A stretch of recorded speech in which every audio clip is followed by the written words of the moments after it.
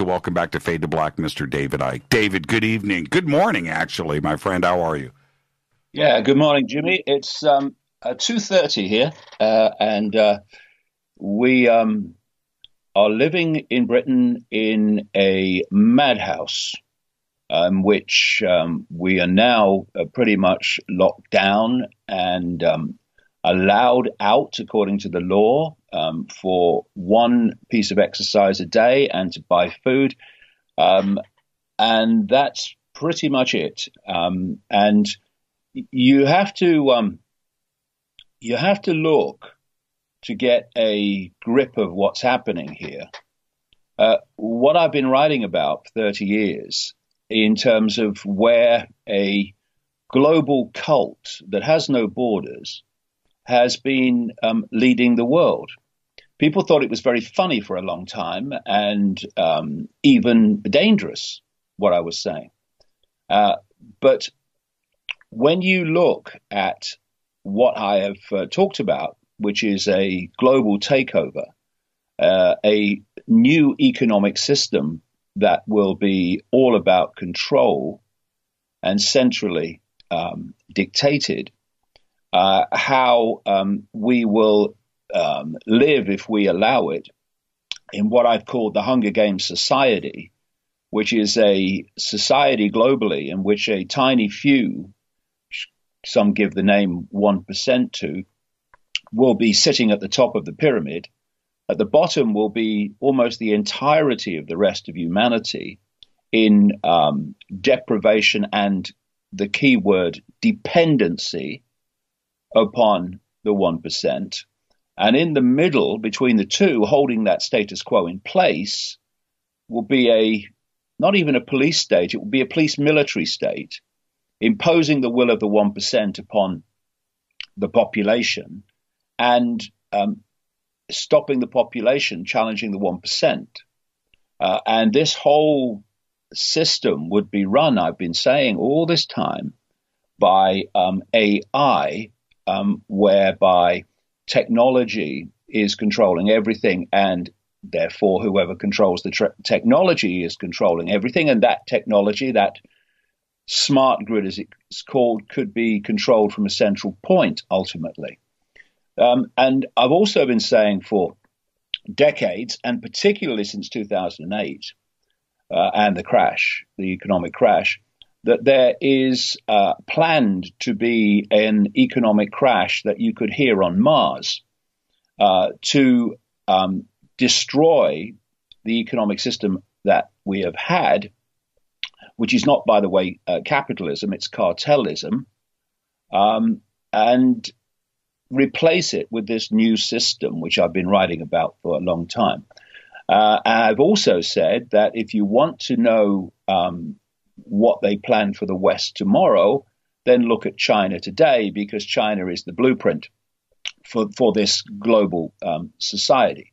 David, so you take that into account, David, and then you apply it to what has happened as a result of this virus. Right.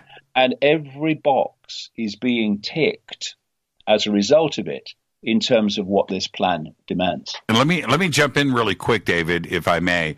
I announced some numbers earlier in the program. I don't know if you were listening, but the as of midnight tonight, with the inclusion of India, 2.5 billion, that's 2.5 billion people on this planet as of midnight tonight will be under some sort of control, lockdown, curfew, or quarantine. That's about as daunting of a number as I can read. And surely it's going to go up. But 2.5 billion people, David, what do you say when you hear a number like that? Well,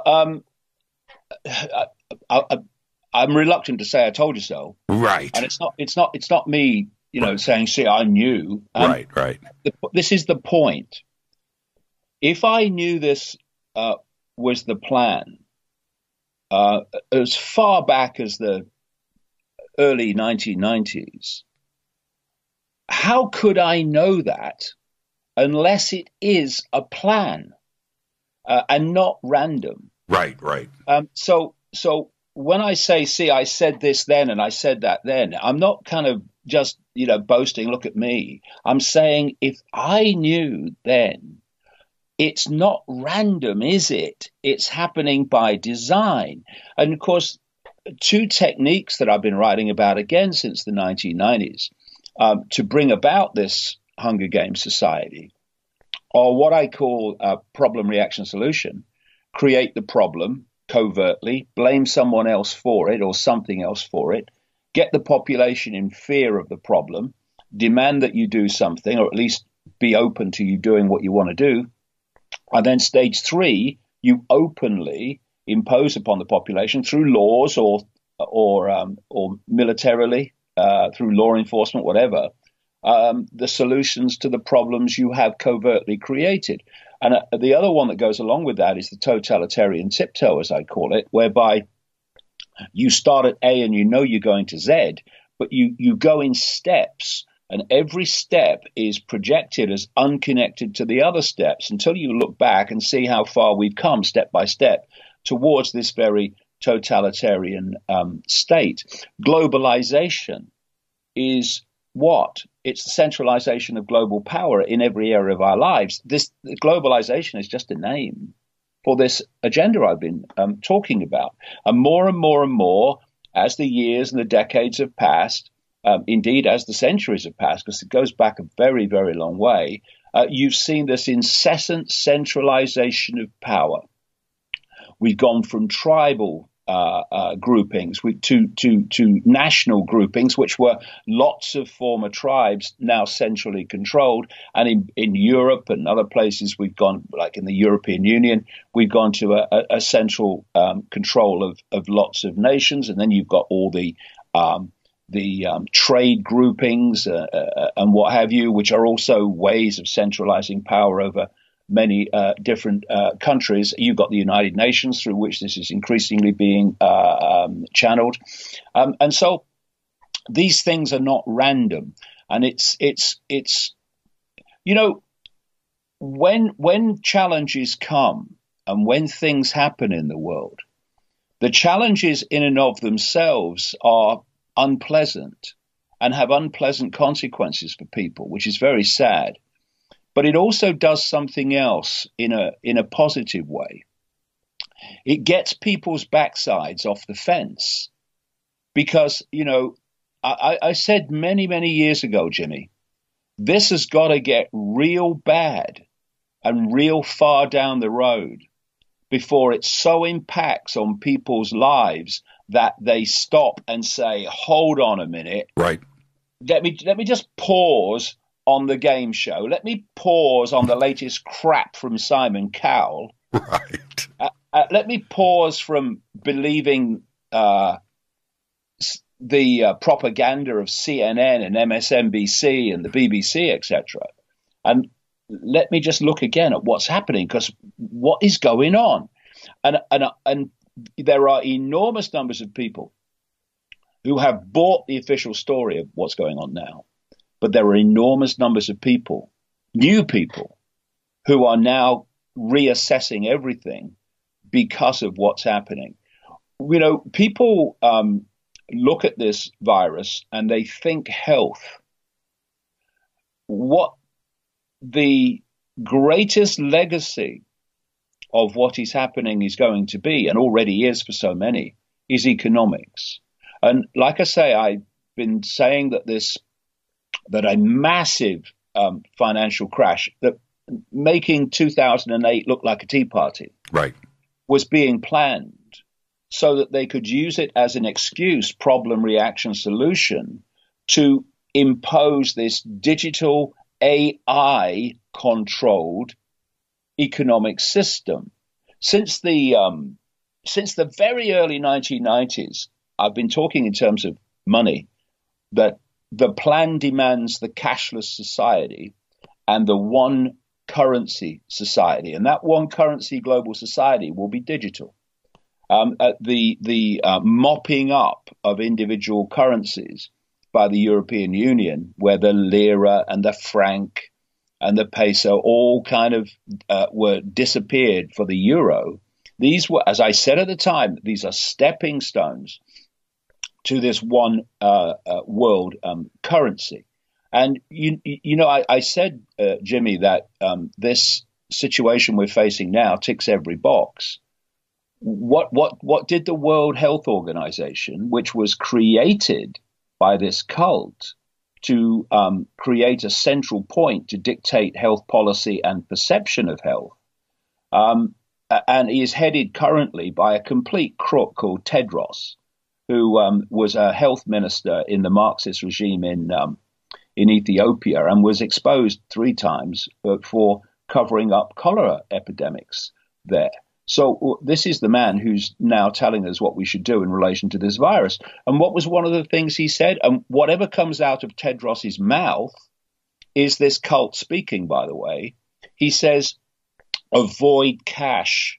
Yes, that's on the virus. Yes, yeah. So, let me stop right there for a second, because if I'm going to go full conspiracy, right, and jump in with both feet, and I do it too easily, when that started to propagate, right? Don't handle cash because of coronavirus, and it can stick on cardboard and paper. I saw the writing on the wall.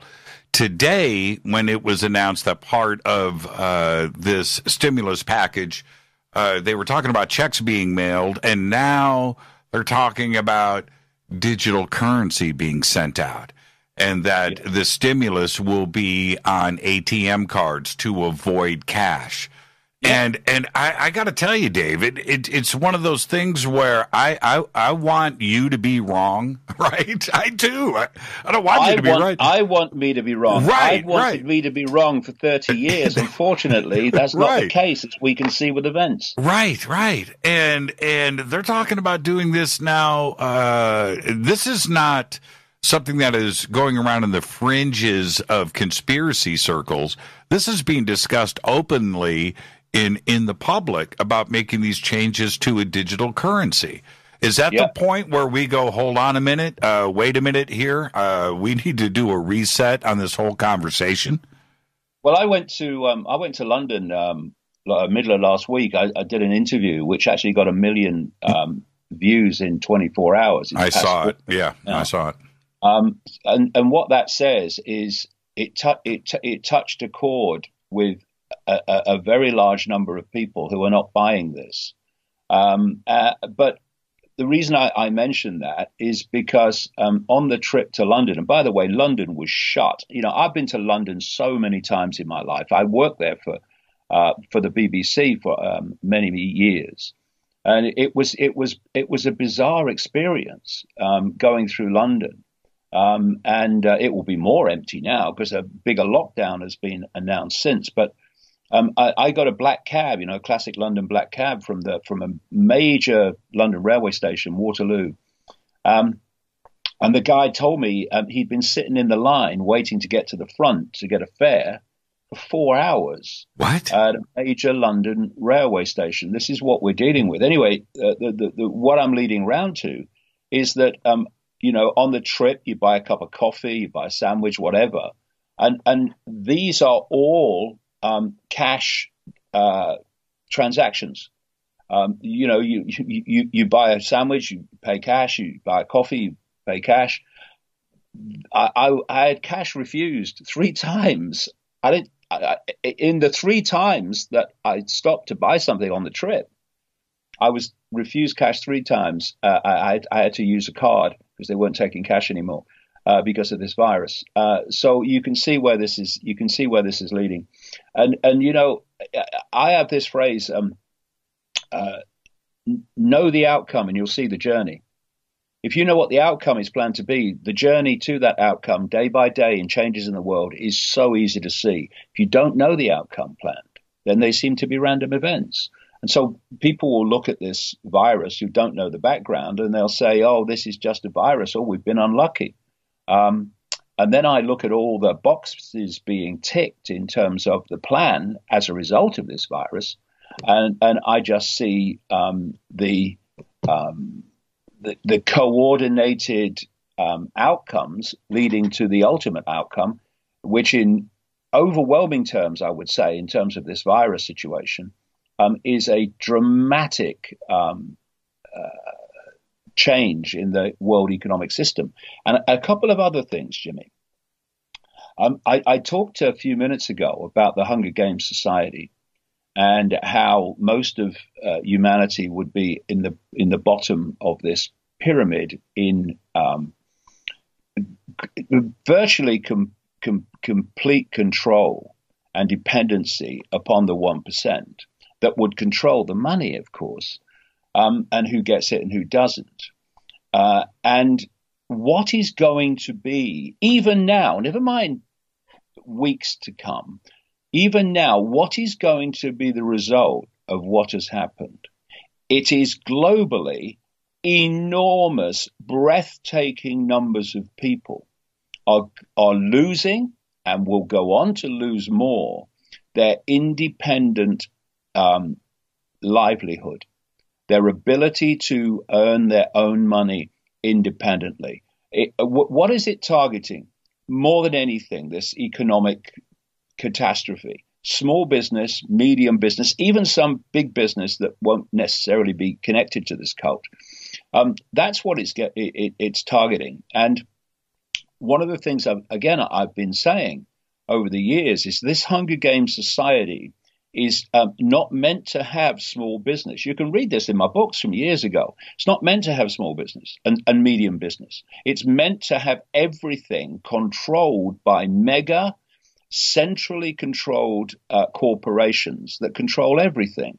And we have a classic example of exactly what I'm talking about with Amazon.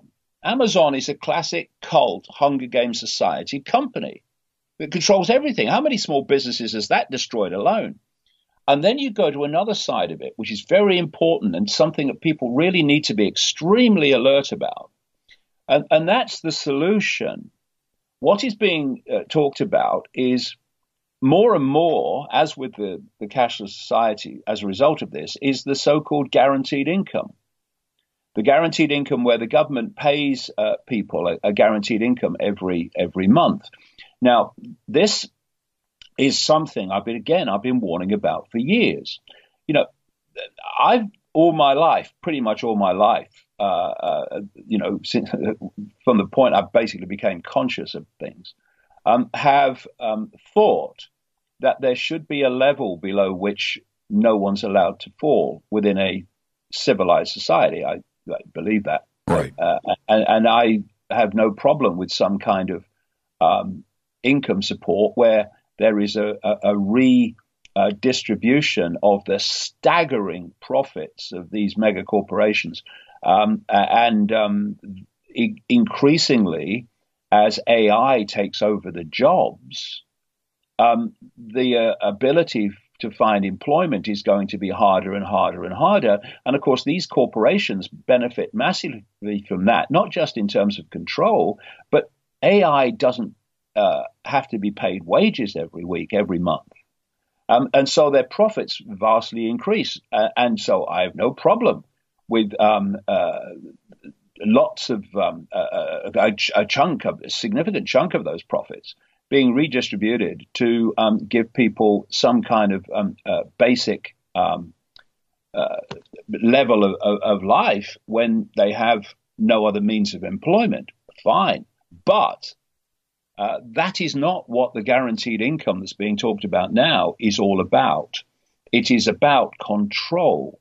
Because if you look to China, in China, you have a technocracy. It's run by technology and technologists.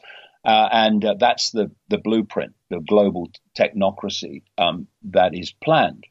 But they have been able, because they are a communist tyranny, to basically decide this is going to happen. So as a result of that, they are much further along the road to this global society blueprint than the rest of the world, although we're catching up fast. This is why there's such a connection between the Silicon Valley corporations and China, because the idea is to bring the Chinese model into the West. Is already happening. And what they have is what they call a social credit system, whereby they have millions of face recognition cameras in their cities, and your behavior is tracked in real time 24/7. And your behavior, depending on what it is, gives you social credits or it has them taken away. And when you have them taken away to a certain point, then consequences kick in. And as I've written in my books over the years, since it started, millions of Chinese people have been banned from flying and banned from even going on trains because of their social credit score. So it's a control system.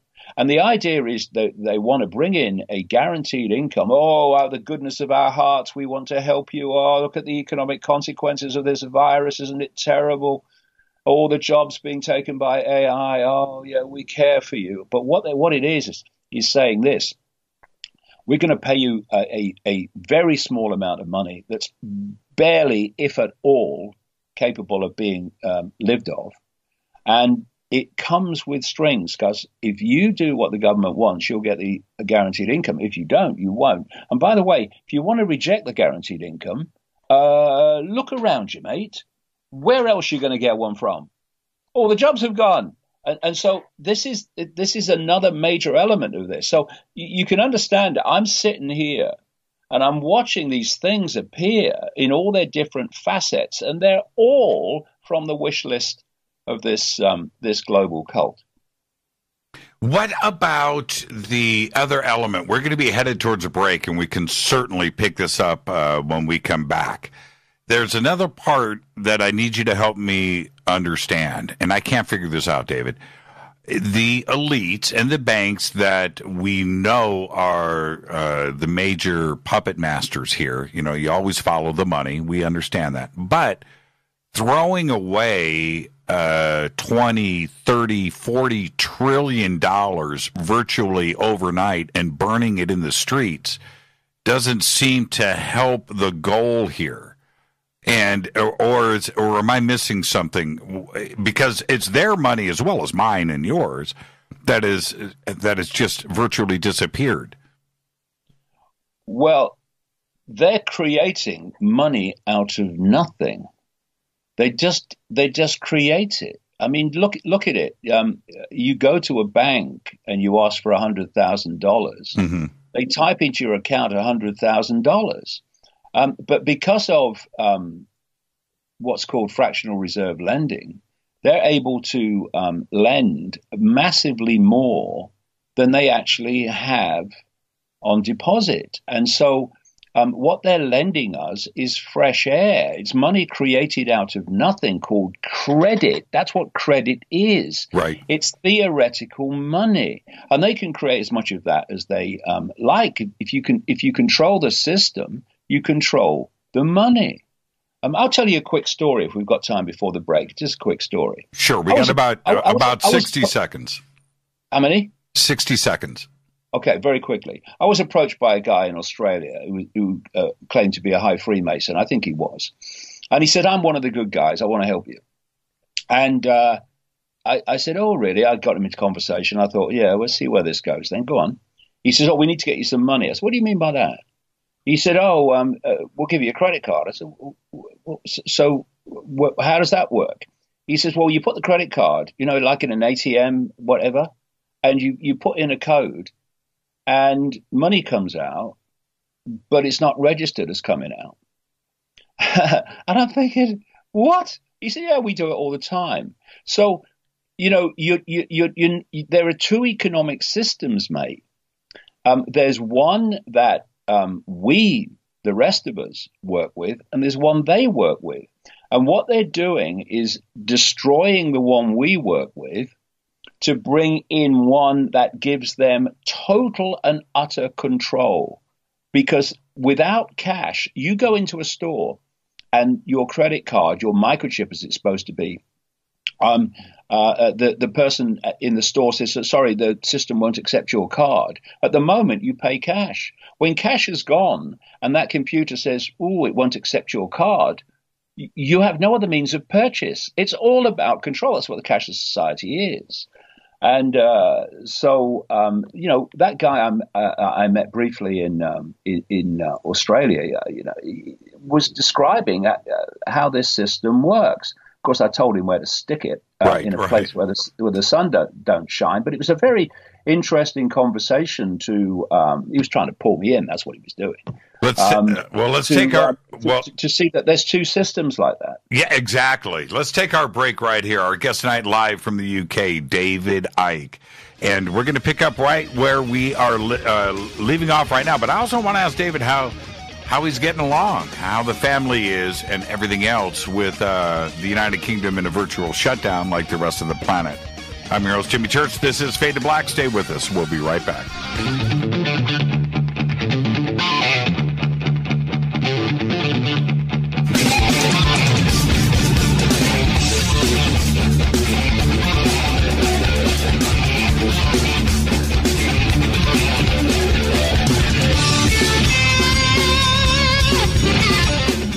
Welcome back, Fade to Black. I'm your host, Jimmy Church. Tonight, David Icke, live from the United Kingdom. Tomorrow night is Fader night. Thursday night, Chris Bledsoe is here. Going to be taking your calls and answering your questions all night long. Tonight, David Icke. And David, I want to continue where we left off, but before we do, how are you doing? Did you get the house ready? Is the family safe? Are you guys okay? How are you occupying your time?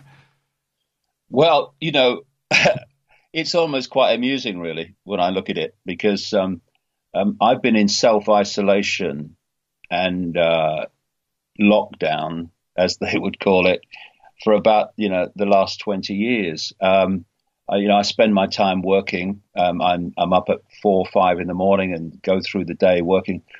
And I go to the store to get some food about 3 times a week, and I go for a walk, to get some sun and exercise.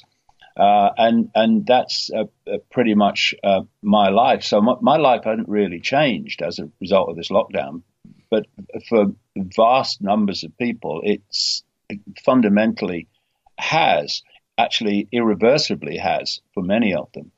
My family are fine. My boys work with me, but from quite a distance away up in the Midlands in Derby, and they are fine. And we're just getting on with it because this is a time when people are focused on what's going on, and their minds become open to perhaps another explanation for what's going on, and therefore, this is a great time to, especially with people, at home and with not a great deal to do often.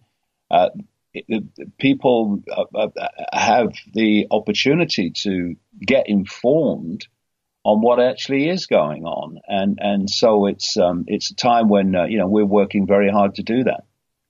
I wanted to ask you about the announcement today from Boris Johnson about the 30-pound fine for leaving your house without good reason, and that fine will be imposed on the spot. And in a weird way, I see it as good news that if the virus threat is real and people do need to stay at home, okay, I get it. People ignoring this and going out, there's that part of it. Then the other side says to me that this is a way to start moving forward with real control. What did you make of the announcement when it happened? Well, it's the totalitarian tiptoe. Right. I've been saying since this started to appear in Britain, and I think it was in Britain a lot earlier than people imagine. I'll come to that in a second. But that this was going to lockdown.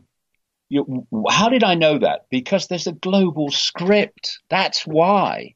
And different countries reach that point in different time scales as the excuse to do it circulates. And so it's lockdown. And then from lockdown, it's actually we're going to fine you if you go out when you shouldn't. And on it goes. The tiptoe just goes on getting more severe. And in terms of Boris Johnson, and I think it very much in terms also of Trump, from what I've seen, is that they really don't want to go down this road. We have professional soccer just in suspended animation. They just stop. There is none. And Boris Johnson didn't want to do that. He said that the science advice he had is that wasn't going to be a very significant thing to do in terms of the virus. But the football authorities then shut it down almost immediately after he said that. So he didn't shut that down. And, what you've got this cult, and it is borderless. It operates in all the major countries that dictate the direction of the world. And it is it does have politicians that serve its interest, absolutely. But overwhelmingly, it's what I call the permanent government. The permanent government that's always there, no matter which party or president or prime minister is in power. If you look at whether it's this party or that party, you look back with hindsight and you'll see that the world continued in the same direction pretty much. The rhetoric may have changed, a bit of emphasis may have changed, but pretty much the world went on in the direction it was going, irrespective. And that's because the world is dictated and countries are dictated by the permanent government. In fact, we now have a phrase that's emerged to describe what I've been describing since the early 1990s. People call it the deep state. The deep state is only part of the permanent government, but it is very, very significant because it controls the military and the intelligence networks and government administration, etc., and law enforcement like the FBI. And that's where the agenda comes from, through to the here today, gone tomorrow politicians. So you've got someone like Boris Johnson, who came to power in December with a massive majority, and he had his economic policy where he wanted to go. And suddenly this comes along and completely destroys it. And obviously he's not stupid. He knows, just as Trump knows, that the more you lock down, the more you are going to destroy the economy in a way that's irrecoverable in terms of what it was before, and that he's going to have to oversee that. They don't want that. Trump's trying to get elected this year, Jim. Right, Jimmy. right. So he is pushing back on it, and Johnson was pushing back on it. But imagine you've got people around you from the permanent government, the dark suits, and they're saying, Mr. Prime Minister, Mr. President, if you don't do what we say has to be done, i.e. this Orwellian lockdown, then this number of people are going to die and you are going to get the blame for it. And where do these figures come from that are terrifying people? They come from computer models, the same computer models that have completely misread previous viruses that were going to be this global, nightmare that turned out not to be. By the way, what happened to Ebola in terms of the West? What happened to SARS in terms of the West? MERS. You know what I mean? Right. But so the same computer models. Computer models are what is dictating policy on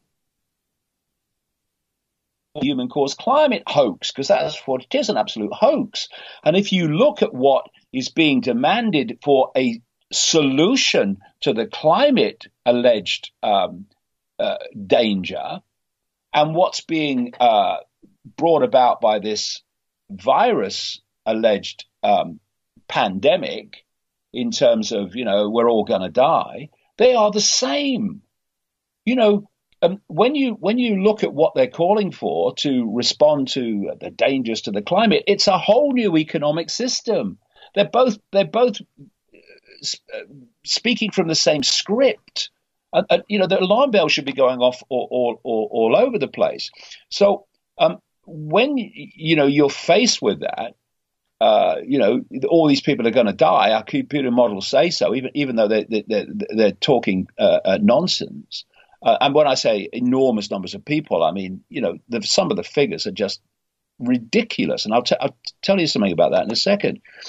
And you're going to cave eventually, almost certainly. And Johnson has caved now, and he's just following the script of the permanent government. And just in terms, Jimmy, of this virus and its danger, 98% of people, something like that, recover from it. According to mainstream medicine, 80% of people who get it have, this is a quote, very mild symptoms. Then you have the next group who have moderate symptoms, leaving a small group of older people and people with other health problems that are in danger, as they are in danger from influenza and what have you. In 2017, 2018, according to Centers for Disease Control and Prevention figures, 45 million Americans got the flu. 61,000, I've seen figures as high as 80,000, died from it. Why weren't we locked down then? Why wasn't America locked down then? Because it wasn't the time to play this card. Now it is, and so the common denominator of people who are in danger from this and in danger from other things is a weakened immune system. Older people have weaker immune systems. They don't have to. You can boost them. And by the way, why isn't anyone in the mainstream talking about how to boost your immune system? Vitamin A, vitamin D3, vitamin C, etc. They're not. Big Pharma, the pharmaceutical cartel, gets its profits from people having weak immune systems. So here we have a situation whereby a small number of people are in danger from this virus. And the vast majority who get it, and most won't, deal with it fine. And yet we're shutting down the world global economic system catastrophically to protect the few who are in danger from it.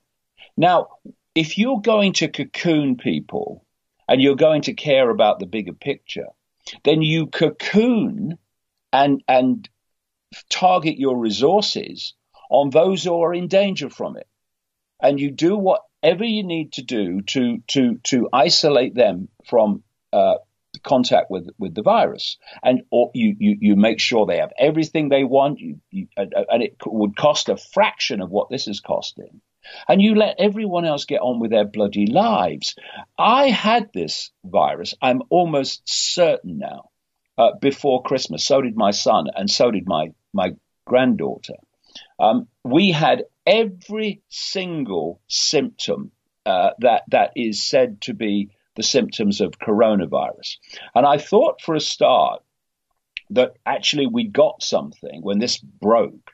We had got something which was different but had the same symptoms. Now what's happening, Jimmy, is they're pushing back the point where this virus entered Britain. They now got to the point where it was January at the latest, they say, that this came. And we got this thing about 2 weeks, well, actually, in terms of my granddaughter, across Christmas, and just before Christmas in terms of me and my son, Gareth. I never stopped working. I had all the symptoms, weren't very pleasant for about, a week. I do a weekly review of the developments of the week for subscribers to my website. Mm-hmm. And I had to delay that 2 days, I remember, because I was coughing my guts up after 2 sentences. So that's what we went through. But we came out fine. And I want to read you this. This was a story that came to light yesterday. Friend of mine was looking through the government website, British government website, on this whole virus, the major government website that covers all departments. And she found this page, which was headed High consequence infectious diseases, which are known as HCID, high consequence infectious diseases. And she nearly fell out of her chair when she came across this. And I put it on my website yesterday, and it's been circulating on social media. And it says this: status of COVID-19. This is an official government site and organization. And it says this: as of 19 March 2020, COVID-19 is no longer considered to be a high consequence infectious disease, HCID, in the UK.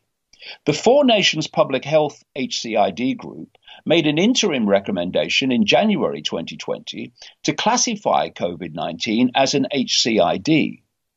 This was based on consideration of the UK HCID criteria about the virus and the disease with information available during the early stages of the outbreak. Now it says that more is known about COVID-19. The public health bodies in the UK have reviewed the most up-to-date information about COVID-19 against the UK HCID criteria. They have determined that several features have now changed. In particular, more information is available about mortality rates, brackets low overall, and there is now greater clinical awareness and a specific and sensitive laboratory test, the availability of which continues to increase. The Advisory Committee on Dangerous Pathogens is also of the opinion that COVID-19 should no longer be classified as an HCID, a high consequence infectious disease. And that was updated to say that on March 19, 2020, and a matter of 4 days later, 5 days later, there's this lockdown on Britain because we're all in such danger from this virus. Now, they make no sense whatsoever. And we are looking at a massive, massive hyping of this. I know no one in Britain who has COVID-19. No one in my office run by my boys in Derby knows anyone. No one they know knows anyone. And that doesn't mean people haven't got it. It means the way this is being hyped and promoted by the media is just ridiculous. Do you know, Jimmy, I turned on the radio the other day to a station in Britain called Talk Radio, mainstream. And I actually heard the presenter say, this is the greatest health crisis the world has ever seen. And I'm thinking, does that include the Black Death that wiped out up to 60% of the European population? You know, is that included there?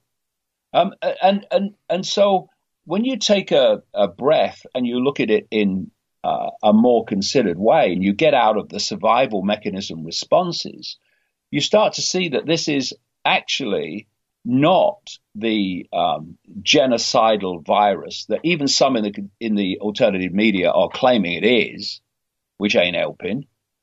It's not a genocidal virus. If it was, people of all ages would be going down like ninepins. In fact, the overwhelming ones, the common denominator is a weakened immune system. Do you know, these are official figures, Jimmy, from the Italian Health Service. 99% of people who've died in Italy from this coronavirus had 1, 2, 3 or more other health problems, which meant their immune system was on its feet, on its last legs, holding on to all these challenges it was having. And then it was hit by this and couldn't cope. But if you've got an immune system on any way on active duty, it just casts it aside. I'm coming up 68. I had all these symptoms. I never stopped working. Weren't very pleasant, but I never stopped working. And you got on it. Gaz never stopped working, but you know he had unpleasant symptoms, but never carried on working. And so this hyping is driving the fear, which is allowing the solution to be unfolded with lots of people, nothing like all, but lots of people supporting it.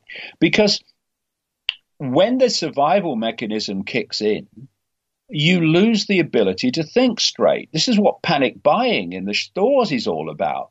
I have to survive. And if me surviving means you don't, well, fair enough, because I have to survive. This is how the survival mechanism works. Sure. And the survival mechanism also plays out in the sense of if it thinks that draconian measures will increase its likelihood of survival, it will support them and demand that they are imposed on everybody. So this is what's being manipulated with all this, the survival mechanism of humanity, this innate fear that so many have of death and fear of the unknown and all that stuff. This is used all the time to manipulate our behavior and reactions. But when you bring your perception out of the survival mechanism into the thinking parts of the brain, that the whole thing starts to look different. What do we do about the reality side of it, where it feels like a science fiction movie playing out, but it's for real, right? Right? It is. Yes. What do we do with that part of it? Because I understand what COVID-19 and coronavirus may or may not be. I have a pretty good grip on that, David. But like you said, I still have to go shop for my family. I'm still king of my castle, and I'm going to the markets with empty shelves. That part of it is very real for not only myself, but for a lot of people on this planet. That's the part that we need to deal with today. Yeah, well, but the thing is that you see, and by the way, I'm not saying they don't have viruses that are genocidal. I'm sure they do. They have a population-color agenda. What I'm saying is this, unless there's mutations, this is not it. The goal of this, overwhelmingly from the cult's point of view, is to destroy the world economy, and so they can put their one waiting in the shadows into place. That doesn't mean that people won't die from this. People are dying from this, but let's just put it into perspective. Every year, on average, 17,000 people in Britain die from the flu. In 2014, it was 28,000. So if we were dealing with those figures now with COVID-19, I mean, crikey, what the hell will be happening?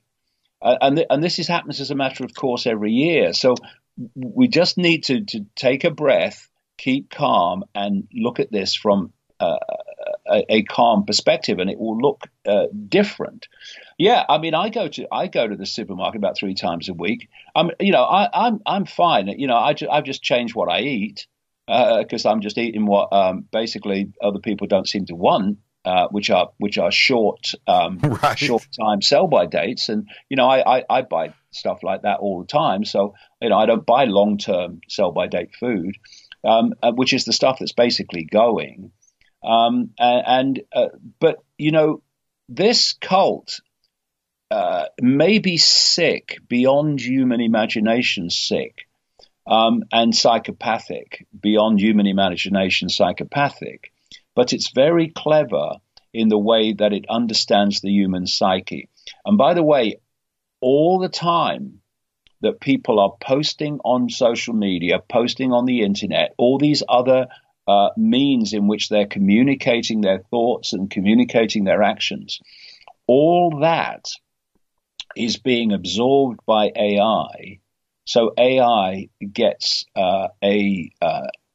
incredibly advanced understanding of how the human psyche works. And then it can be used, of course, to manipulate the human psyche. This is how it works. So if people imagine a line of dominoes all over a room that you see sometimes, they know that when you press the first one, the second one's going down, the third one's going down. They know the sequence is going to start. So in terms of this virus, once they got the fear out there and what have you, then suddenly they knew the second one was going down, and the third and the fourth. And one of those was going to be people hitting survival mechanism mode and going to the stores and buying everything that moves. And I was reading, I think it's a funny story anyway, and such a classic story of reports now that people are taking toilet rolls back, see if they can get money back on them because they realize they don't need anything like as many as they bought. Yeah, they bought too much. I mean, it's crazy. If you run out of toilet paper, use the morning papers. I mean, what's more appropriate, Yeah, there's always a backup. We need to take a break right here, David. This is Fade to Black. I'm your host, Jimmy Church. Our guest tonight, David Icke, live from the United Kingdom on the Game Changer Network and KGRA The Planet. This is Fade to Black. Stay with us.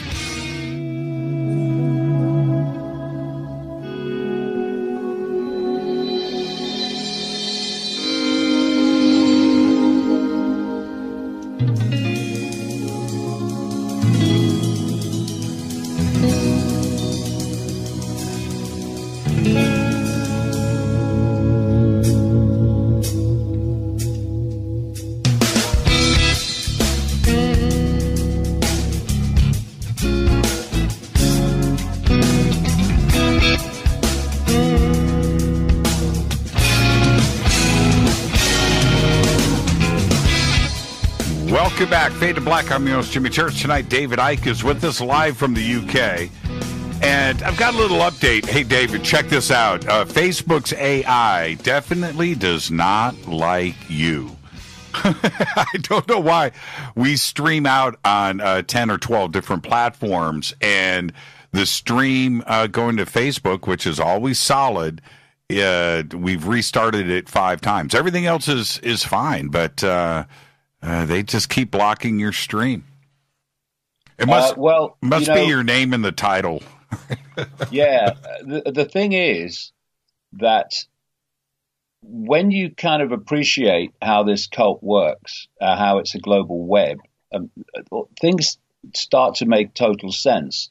See, if you're going to control billions of people, you have to they want to connect the human brain to AI, and then they'll control direct. But up to that point, before that point, you have to control through their perception, because their perception becomes their behavior.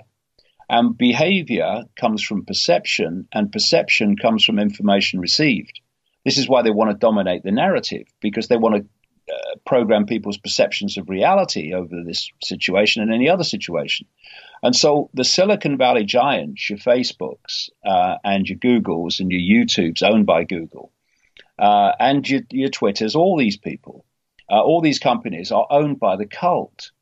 People like Brin and Page at Google and Wachowski at YouTube and Zuckerberg at Facebook, they're not running those companies.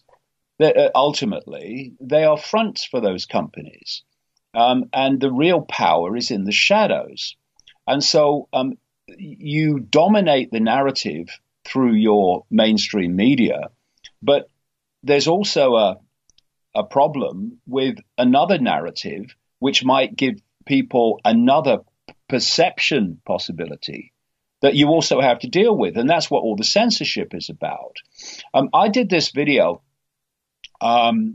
with London Real last Wednesday. Within 24 hours, it had passed 1 million views worldwide. And suddenly you couldn't find it on YouTube. When you put in keywords, and up came a lot of my videos from the keywords. And at the top of this list was someone who seems to be obsessed with trying to undermine my work. Emphasis on the trying. The man's an idiot. But he had 1,000 views at that time. But he was at the top of the list of keywords for my videos. Right. And they've sorted out the algorithms so that whenever that video of mine comes up, he is the next video that follows it. I mean, it's unbelievable. It's so blatant. And I went to the, where they say videos by viewing numbers. and that they had the viewing numbers, and where the video was that I did on the coronavirus, it jumped from one number to another, and that video wasn't there. And it's so blatant what they're doing. They are trying to control the narrative. Now, this tells you something. Whenever anyone is trying to stop other explanations for something, it means that the people involved have no confidence in the credibility of the narrative they're pushing.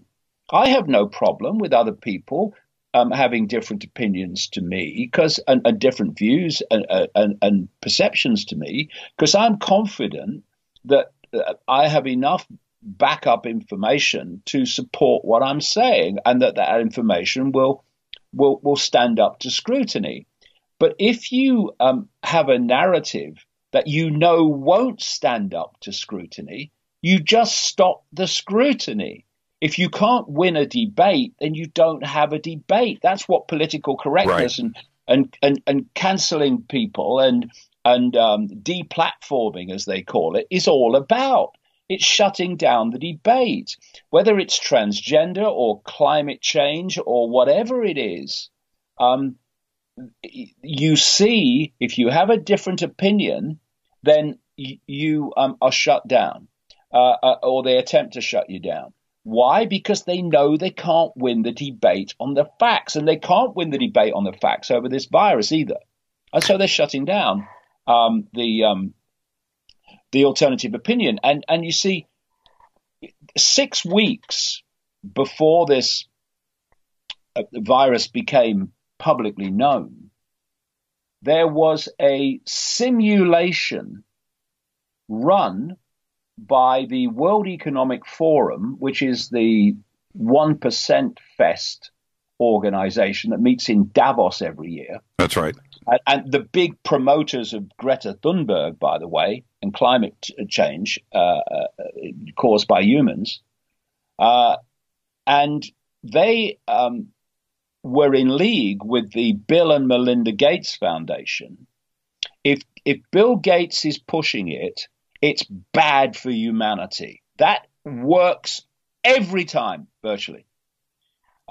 Even if it seems to be good for humanity, when you know why they're doing it, you realize it's bad for humanity. This guy is funding the whole wish list of this cult through this foundation. Let me jump in for a second. I want to back up to what we were talking about, which is the AI monitoring world reaction. And I feel, I'm sure you're seeing the same things, that although we're facing this economic situation, that there has been a general uplift of humanity, of kindness, of helping neighbors. Suddenly wars don't matter. That's been removed from the headlines. The helicopters that run 24/7 over Los Angeles with searchlights chasing criminals, that's virtually done. Can you imagine, David, here in Los Angeles, a city with no sirens and police helicopters? That's all ended. What does the AI do with the reaction of the world that it is now a kinder, gentler place? Because it appears that the criminals are scared of coronavirus too as well, and everybody's staying at home. The thing to remember, Jimmy, is this is temporary. You know, they'll go back to those things. You think amnesia is going to kick in? This is temporary. Yeah. Well, right. I mean, you look at how much kinder people are to each other around Christmas often. Oh, compliments of the season. Rest of the year, they won't even, acknowledge you in the street. So, we shouldn't judge a situation by the temporary nature of it, because they'll go back to that. This is a particular situation they've created to advance their agenda in a giant leap. And what I was saying about this simulation with the World Economic Forum and the Bill and Melinda Gates Foundation, together with the Johns Hopkins organization, which the American media, I notice, are getting their information about this virus about, they had a simulation 6 weeks before this virus became publicly known, on how they would react to, now what was it again? Oh yeah, a coronavirus. Right. And you can see it on, it was called Event 201. You can see it on the internet. It was recorded. And these people are talking about how they would react to this pandemic, which was already probably running in China by then, and certainly was very soon running publicly in China and then around the world. And what they were saying in part was that we must control the narrative, and we must look to the Silicon Valley corporations, in effect, to help us control the narrative. And exactly that has unfolded since this happened. What they were talking about was a dry run of what's actually happening. Then someone sent me, a friend of mine, a document published by the Rockefeller Foundation. You know, those lovely Rockefeller people who care so much about humanity. They produced this document in 2010, and it was a series of scenarios and how the world would react to them. And one of them was a pandemic of an influenza virus. And what they were describing in terms of how the world would change is virtually word for word what is happening. It said that China would invoke very draconian measures, and then the world would respond. The rest of the world would respond, but not in the same draconian way initially as China. And people would look to China and say, "Oh, look, they've sorted it out with what they did." Etc. Which, oh yeah, well, maybe that's a better way of doing things. And here you have this guy Tedros at the World Health Organization praising China as the way it should be done, which is exactly what this Rockefeller Foundation document said in 2010, that China would be praised for the draconian things that it did. And it also went on to say that as the thing moved on, more and more draconian measures will be introduced in the West. So these things are not happening by accident; they're happening by design. And if you think about it, once you kind of put a virus out there, and I think this has been dropped in a few places. I think Italy's got a much more virulent version of it, and they then react to it, especially with all the hype through the media, and it takes on a momentum of its own. Every politician doesn't need to be in on it. Most politicians are utterly clueless about how the world works and what's going on. Just pawns in a game they don't understand. And it's the permanent government that's driving it. So the permanent government drives the response once the perception of a virus out there is ingrained. And it takes on a momentum of its own. And people say, "Oh yeah, well, I know, it's kind of a police state, but we've got to be protected from the virus," and so it goes on. Right. And this is why we need to move our point of perception from the reptilian brain at the back in the brainstem, which is the reaction survival mechanism, and put it in the forward part of the brain where we can calmly look at facts and not just come from, oh my God, emotion. Well, what do we do, David, with the published numbers, not only from the WHO, the World Health Organization, but independent sources too as well, which show if the trend continues right now, I'm just talking about hard numbers, and this is what the public sees. The United States is going to overtake China next week with total numbers here. And at that point, the population of the United States is going to be forced into a reaction no matter what our president says or wants to do. The numbers are presented them in a very pragmatic black and white fashion, where it was a big deal in China. Now we've passed China. Now it's a really big deal. We need to do something. What do we do about that? Well, again, if you react to the projected numbers from the survival mechanism, you will go, "Oh my God, we're going to die, do anything. But if you then bring it to the thinking part of the brain, you say, well, hold on a minute. How do we know the number of people that have been diagnosed with coronavirus actually have it?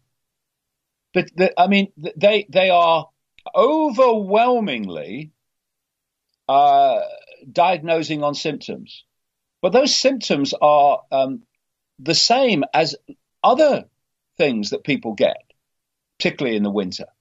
So how do you know that they've got this or got that? You don't. This lady, Deborah Blix, who is the coordinator of the White House coronavirus response team organization, she said last week that in South Korea, where they have possibly more than any other country in the world had mass testing, she said that 96% of people that were no, she didn't. She said 96% plus of people who were tested in South Korea tested negative. They were tested because of symptoms, and they were found that the symptoms were coming from something else because it wasn't coronavirus, because they didn't test positive. And then she said, and our testing so far in America is about the same. And then you have the Library of Medicine, the U.S. Library of Medicine, doing a study about, and publishing it on their website, about the number of false positives in terms of coronavirus diagnosis. And the numbers, the potential numbers of what are false positives are vast, massive numbers. None of this appears in the mainstream media. And that's the Library of Medicine in the United States. And so we see the numbers, but what do the numbers actually mean, except that they're numbers? You know, it's like that scene from Notting Hill, the movie, where the character is Gina Roberts is asking where this guy's house is, and he said, "Well," she says, "Look, give it me in yards." Right. And okay, over this coronavirus, give it me in yards. Don't give me numbers. Show me that those numbers relate to people having coronavirus, because you don't know that. You are assuming. The symptoms are so the same as other illnesses and diseases that people have, that you cannot take these numbers on face value. In fact, you can't take anything that the system says on face value, because it's trying to manipulate you into a certain perception, so you will react with a certain behavior. So we need to look at the facts and not just accept what these people say. And if we do that, then things don't look the same as they do if you react with emotion only. Now, I don't do politics on this show, as you know. We've discussed this many, many times. But I do the conspiracy of politics, and I enjoy that. One of the things that the entire world witnessed was President Trump saying one thing when this all kicked off: we're going to have this under control. It's 5 cases today. It's going to be 1 tomorrow. Everybody relax. This is not a big deal. To fully engaged and fully on board about the seriousness of this crisis, and this is a national thing, and then all bets were off at that point, and we were off to the races. How did he flip so quickly? I mean, what kind of pressure was he under to do that, David? Well, for reasons I described earlier, tremendous pressure. Now, I mean, let's look at the facts. There is some kind of virus circulating, yes, and it is contagious, yes. So you're going to have numbers increase, but for reasons I've just mentioned about how do you know it's coronavirus if you're not testing for it, maybe the size of the numbers come under question. But according to the mainstream system, 80% of people get very mild symptoms. Some not even any symptoms at all, and then you've got others with moderate symptoms, and then you've got this small number who are in danger from it. And they're the ones, like I say, that all the resources and all the cocooning should be focused upon. And so the numbers are going to increase and until it flatlines. And this thing will start flatlining when this cult thinks we've done enough to shift the psyche. We've done enough to destroy the economic system that we're going to get what we want now. Now we can flatline it, and that will, you'll see that happen. I think there are other elements involved in this, technological, like 5G, that are very, very important to appreciate. But then, as this happens, you've got the situation that Boris Johnson has faced. Look, Mr. President, look at the numbers going up, and lots of people are going to die. Our computer models say so. The figure could be as high as so and so and so and so. Pull it out of the air, just make it big, and you are going to be blamed for it if you don't do this. And even so, even despite that, I was watching just before I came on air with you. I was watching a clip of Trump in the very recent hours, in which he's still pushing back to an extent on the fact that these lockdowns have to go on for a long time. We've passed legislation in Britain, or we're in the process of passing it now, which basically suspends democracy. And I think the window before it has to be renewed is about 2 years. Suspends democracy. The government is giving itself powers where it can do what it bloody likes.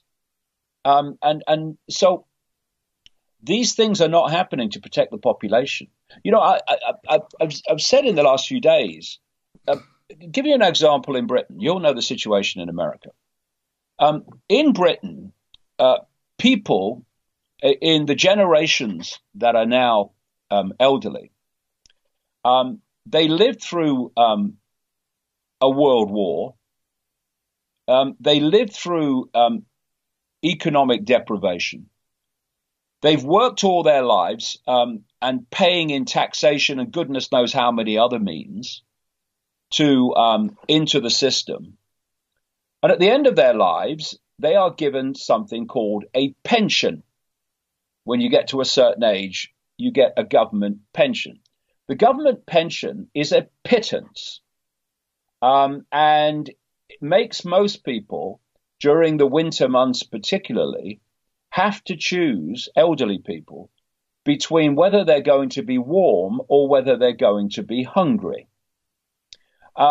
They have to eat terrible food because that's all they can afford.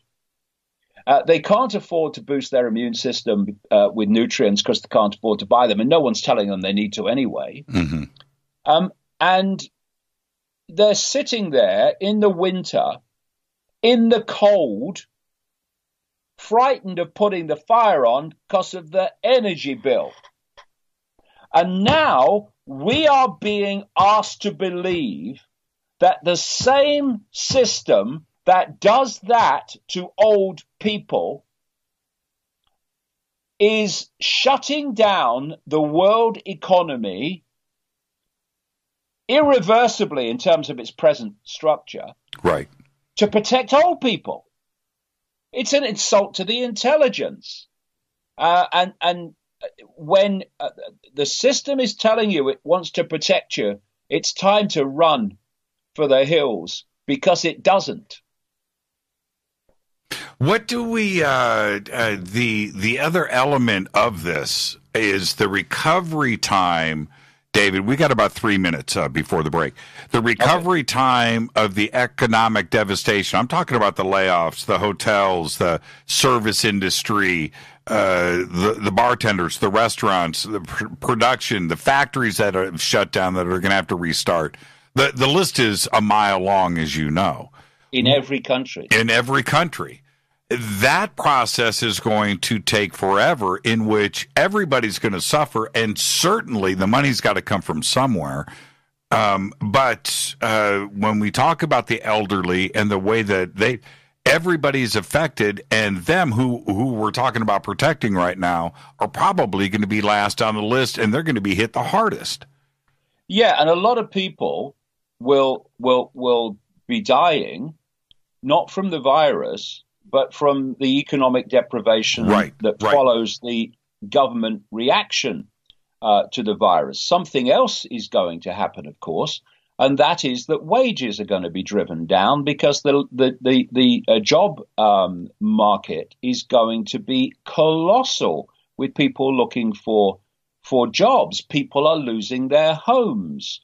Never mind their just basic income. They're losing the roof over their head. How many more homeless people are there going to be?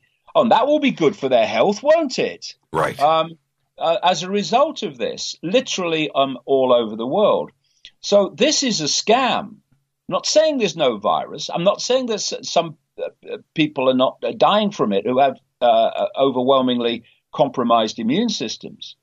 But to destroy the world economy and to bring that mayhem upon the world for a virus which 80% of people have very mild symptoms or no symptoms is absolutely insane. And what you're doing, you see, is your economic reaction, which the great vast amount of it will go to these corporations. Do you know the Anti-Defamation League, the massively funded Israel Front in America to shut down dissent against or criticism of Israel, is demanding a bailout from the government because of coronavirus. So this is going to be a pig trough for the corporations and the elite. And but even on that sense, we're going to do this money, or give this money, these loans, whatever, loans which have to be paid back, of course. And if you haven't got an income, how are you going to do that? But it's targeting all these people, and so it is so thin. Whereas if you just cocooned those who are in mortal danger from this virus, it would cost a fraction, and it would all be focused upon the people that are in danger and not across the board, where it's going to basically make no difference whatsoever to the lives of the vast, vast majority. I've got to take a break right here. Let's get that in. Our guest tonight, live from the United Kingdom, Mr. David Icke. I am your host, Jimmy Church. This is Fade to Black on the Game Changer Network and KGRA, The Planet. Stay with us. We'll be right back.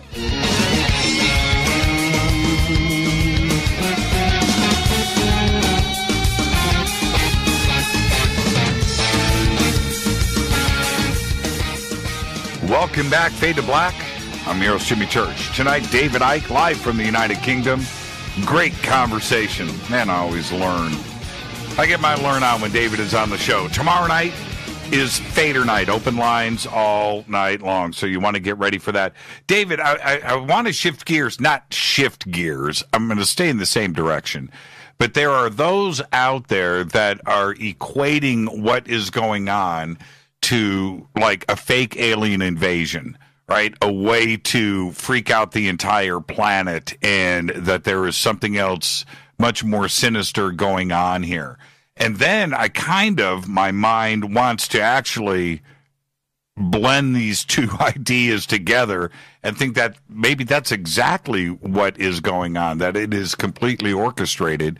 And the other part is, does E.T. have any play in this at all?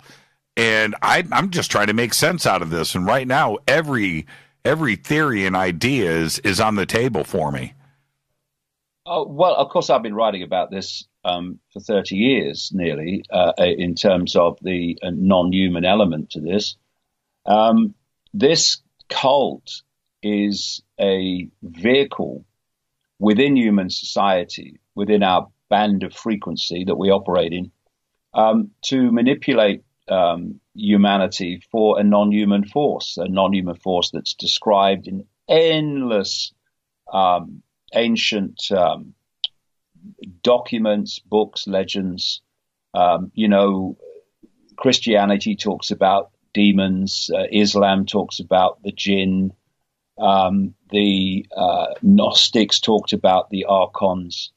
The Zulus talk about the Chitahuri, and so on and so forth. Right. There's a non-human force that's behind this, and the secret societies and the satanic organizations, they are in their, well, the satanic organizations in totality, but the secret societies at their core are interacting with this non-human force. And, you know, I pointed out that, or asked the question, what do you think artificial intelligence really is?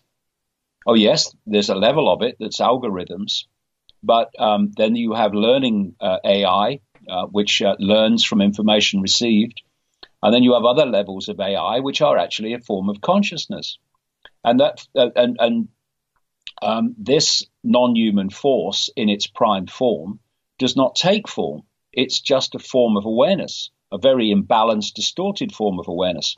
It is seeking to assimilate human consciousness into itself.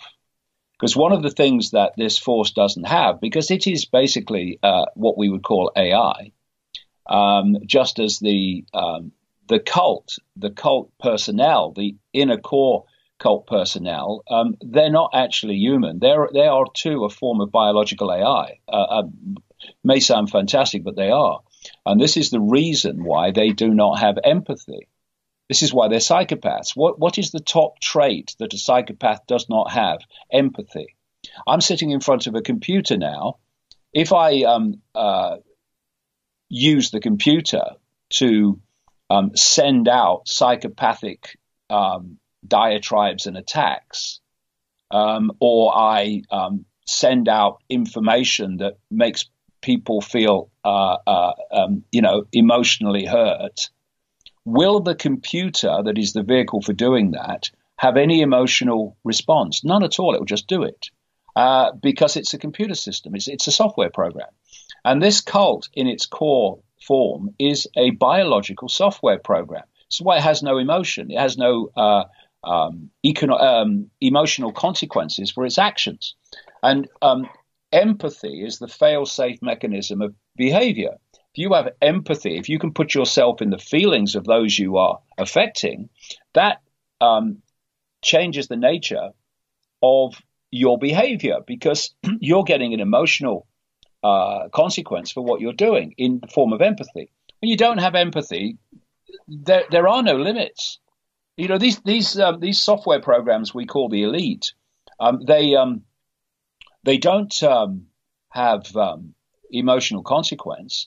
And so they have no limits on what they will do. You know, the mayhem and the suffering that they will cause with what's going on now has no emotional impact on them, just as it will not have any emotional impact on the computer that I'm sitting in front of. So it is a non-human and a this world phenomenon. What one is interacting with the other.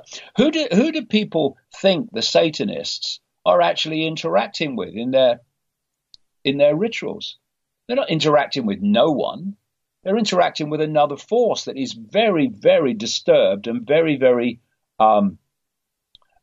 distorted in its perceptions. This is why satanic ritual actually goes on. And what they're doing is, and I'm going to bring this round to this virus in a second. Sure. What they're doing is they're creating what I've been writing about for decades and describing as a technological sub-reality, which is a a technological, people call it the cloud, electromagnetic sub-reality to which the human mind is going to be connected to via AI. They're already talking about the year 2030, which is a year that comes up in all directions from this cult, 2030. So you are a mind incarnate in this reality, but that is only one level of you. You are a point of attention within an infinite state of awareness. And if you open your mind literally and let expanded levels of yourself come in, you see reality in a completely different way. Instead of being mind only focused and being in this world and of this world, all your perceptions come from this world, then when you open your mind and expand your consciousness, you are in this world on one level, but you are not of this world in your perceptions of it. What this cult wants to do, and has been working to do for a long time, is to disconnect mind, incarnate mind, five sense mind, if you like, from expanded awareness.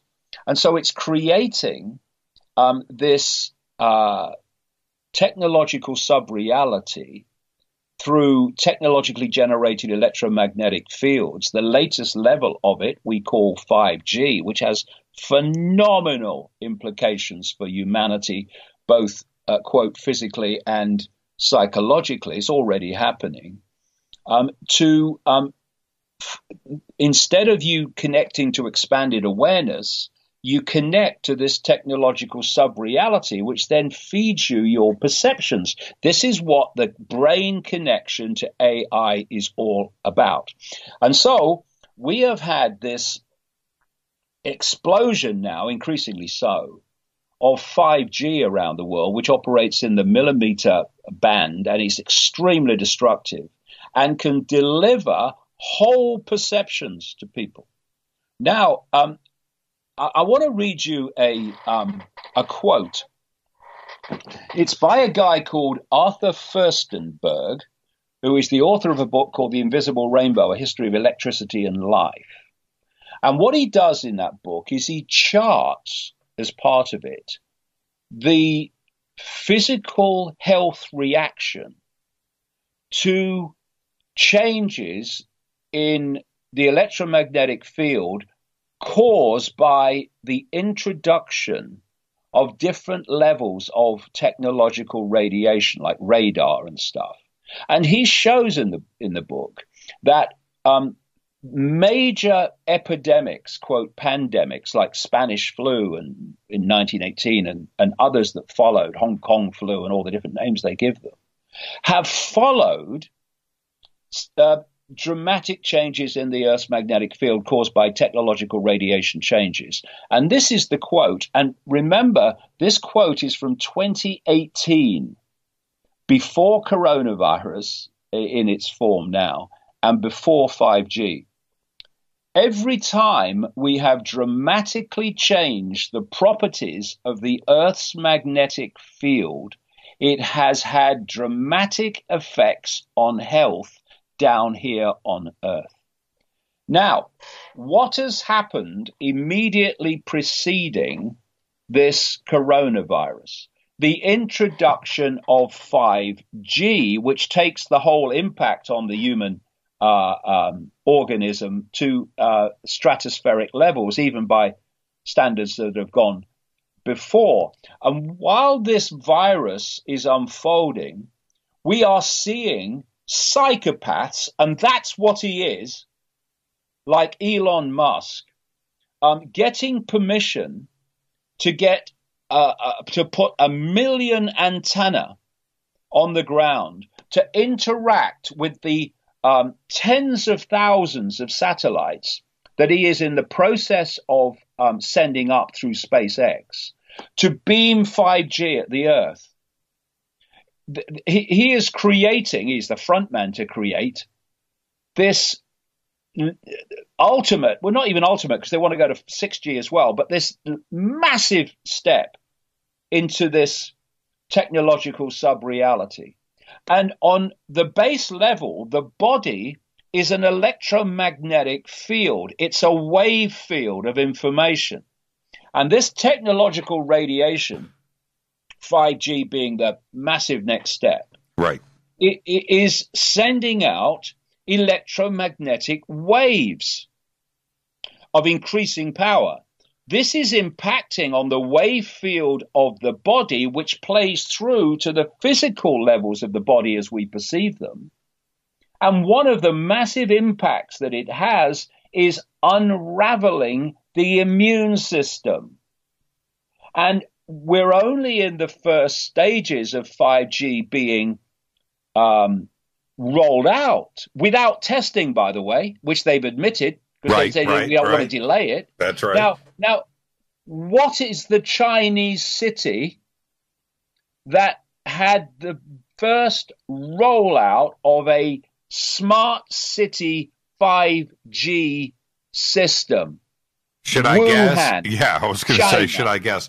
And in the preceding period before all this started, we have a British company, among many others, as well as Musk, who are sending out these satellites. We're having the astronomy world saying it is destroying our ability to see the heavens because of all these satellites, and there's tens of thousands to come.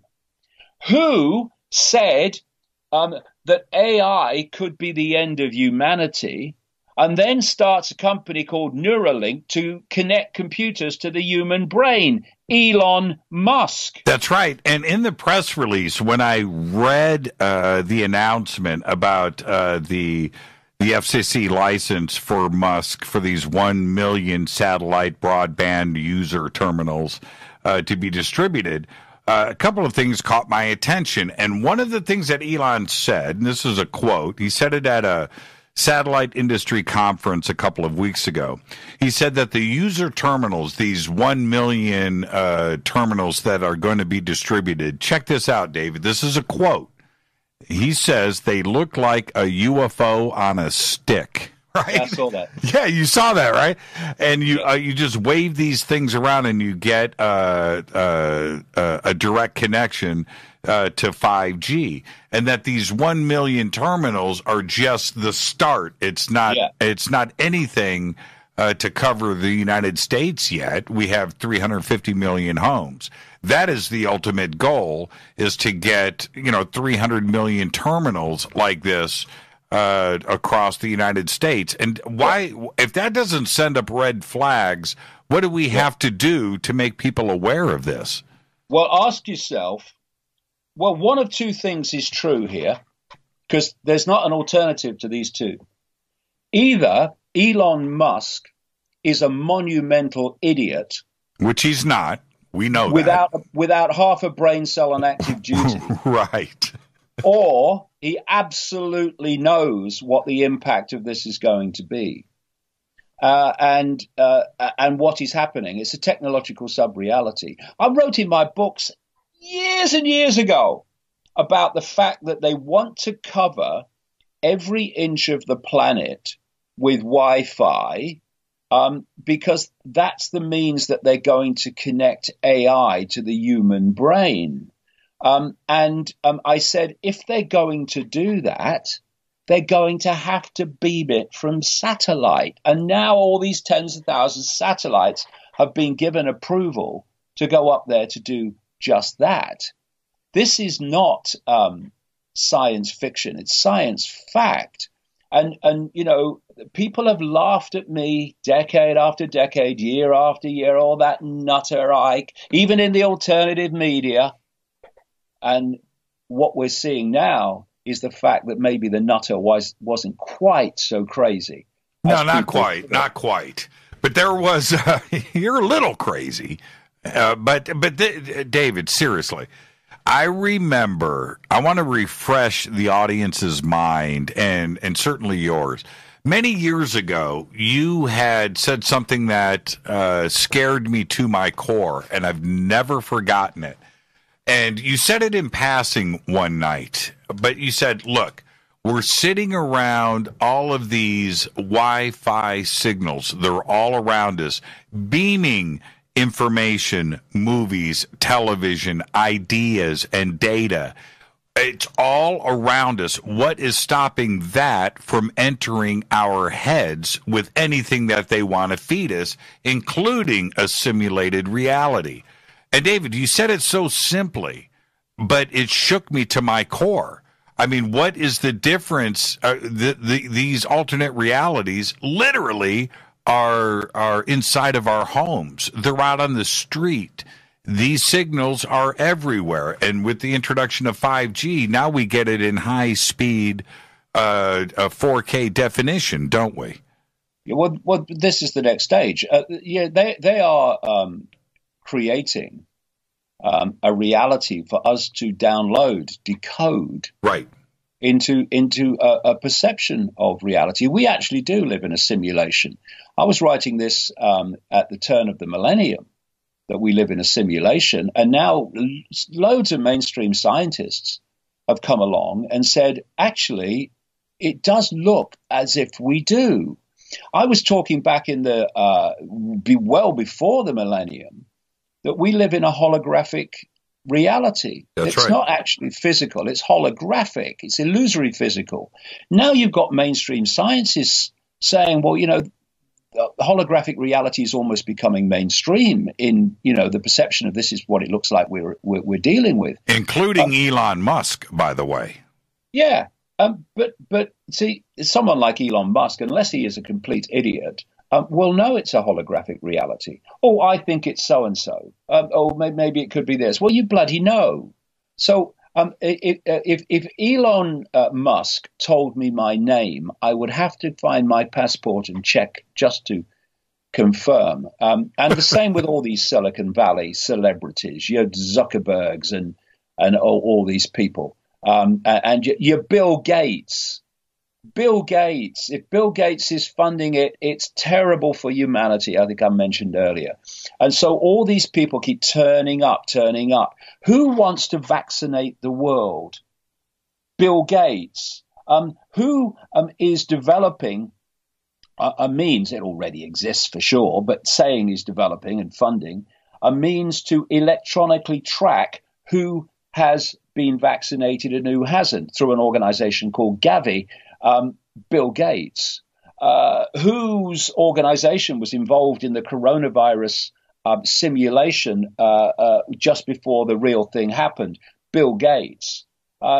Gates, your Musks and all these people. Do you know, I talked earlier about the fact that the system that they want globally, just as they have in China, is known as a technocracy, which is it's fascism, quote, communism, in the way it plays out in terms of tyranny, but it's actually run not by elected people or not by political dictators so much as by bureaucrats, technocrats, scientists and engineers. Elon Musk's grandfather was the head of the technocracy party seeking just such a society in Canada in the 1930s. Is that right? Is that another coincidence? Is that right? Is that right? I'm trying to think of the guests that we've had on talking about technocracy and the movement that happened back in the 30s. I've got to reach back out to him and ask him about this. I did not know that, David. Yeah, his grandfather was the head of the technocracy party in the 1930s.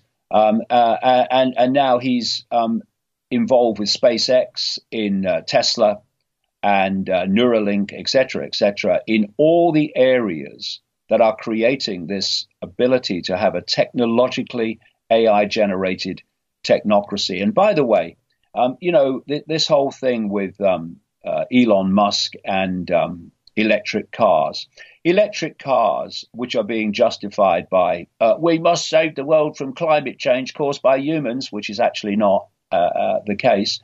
And they are simply a stepping stone. You see, this smart grid, this technological sub-reality, is meant to have every area of human life controlled by AI, including travel.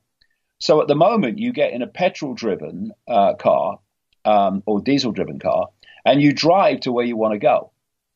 Where this is going is autonomous vehicles, where the computer decides the limits of where you can go.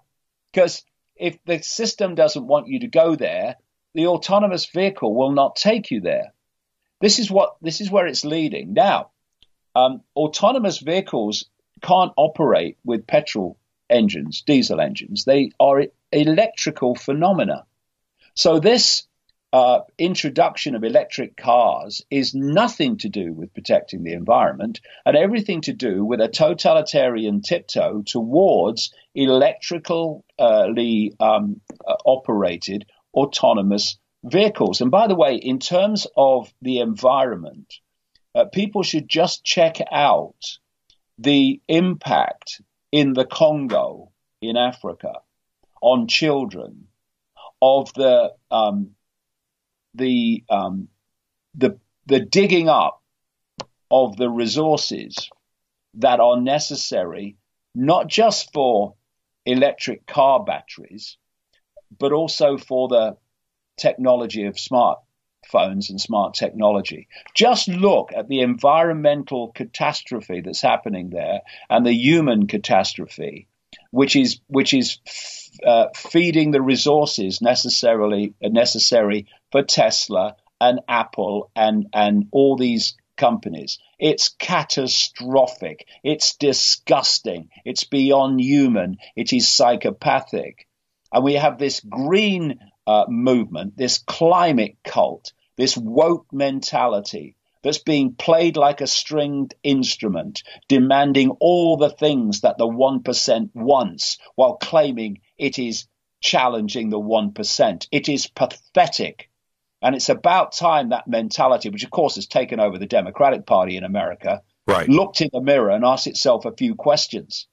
Because this Green New Deal is simply the new economic order that the 1% wants. Why do these wokers think that psychopathic people like George Soros are funding to the tune of tens of billions of dollars this whole woke movement? Why do they think they're doing that? He's doing that. A man who says about his business dealings, I don't consider the social consequences of what I do. I'm just there to make money. Why is he funding this woke mentality worldwide? Because he's out of the goodness of his heart, right? Out of his empathy for the rest of humanity, his kindness, his kindness. Hey, David, let's take our break right here. Oh, by the way, the technocracy expert and author was Patrick Wood. He's very good. Yeah, Patrick's very good on technocracy. Yeah, he's amazing. Let's take our break right here because when we come back, David, we need solutions, and I'm going to get those out of you next. So you just stay right there.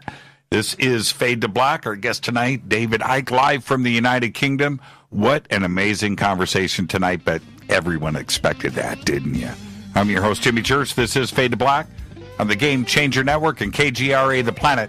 You can follow me on Twitter at JChurchRadio. You can follow David at David Icke. And we've got all the links in our Twitter feed. We'll be right back. Stay with us.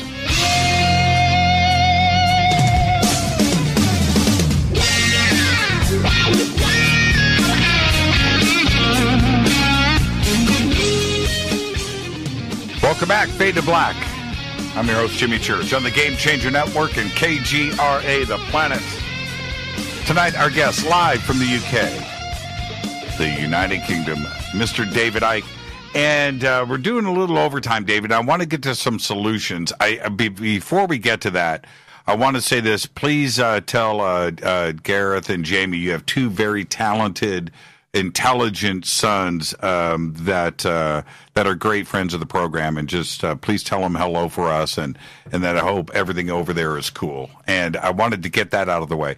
Second, I look at things as strength in numbers, and I can see the planet taking this the opposite way. You know what I mean? Rising up, going, you know what? Enough is enough. The old way just isn't working, hasn't worked for us, and we need to do something else here. Is that a possibility? What are the solutions? Oh, very much. First of all, my sons are fantastic. They have all the talents necessary to massively support what I do. And, it's I wouldn't want two other people on the planet working with me more than them. They're just fantastic. Absolutely. But the situation is, in terms of numbers, quite straightforward. We are heading towards 8 billion people, and the number of those in full knowledge of what they're doing is, by comparison, absolutely almost infinitesimally small. So the few control the many via many of the many. If you are running law enforcement and dictating law enforcement, you only have to control those positions in law enforcement that are making the decisions. When you look at a pyramid system of an organization, say the FBI, whatever, you only need to control very few key positions to run the system, because everyone's just taking orders from everyone else.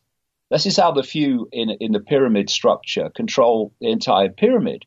People below them, at different levels, give orders to different levels, and everyone carries them out. But the orders ultimately are coming from a tiny few at the top.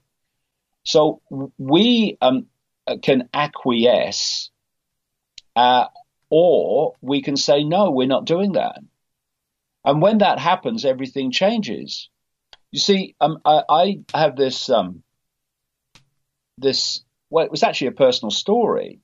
Actually happened. I was standing a long time ago by this field, and this enormous flock of sheep started coming down towards the gate. And the guy standing in front was the shepherd, had one of these sticks in his hand, and they were following him, all of them, very large number of sheep. And those that kind of got slightly out of line, the sheepdog, symbolizing fear, was barking them into line.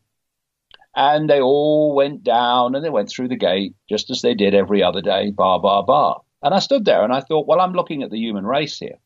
And what happened, or what would happen, if loads of those sheep started going off in different directions and refusing to follow the one in front and not succumbing to fear from the sheepdog, very quickly, the shepherd and the sheepdog would have lost complete control of those sheep. Where would they start? They're going off in all directions. Right. And all they've done is decide that they're not going to follow the narrative anymore. They're not going to behave as they're told to behave anymore. Now, crucial to this is the sheepdog, because the currency of control is fear. This is why this coronavirus situation has become so effective for the cult. It's because it's based on fear. And we come back to this innate fear of death and the unknown, which are actually the same thing. So where does fear of death come from? It comes overwhelmingly from a perception that we are our labels. We are our names, we are our sex, we are our race, we are our religion, we are our life story. When in fact, what we are is consciousness, eternal, constantly exploring forever consciousness.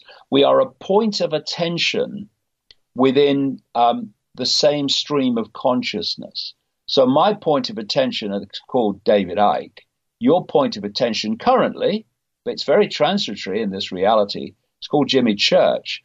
And we will perceive from our point of attention situations in either slightly or very different ways.